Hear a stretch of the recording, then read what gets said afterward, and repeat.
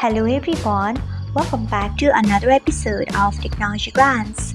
Today in this video, I'm going to guide you through how you can enable email notification on TikTok Lite. So let's get started. Firstly, open TikTok Lite app in your device.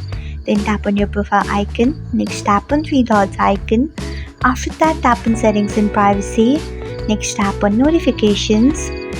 Then scroll until you find email notification. Then tap on it.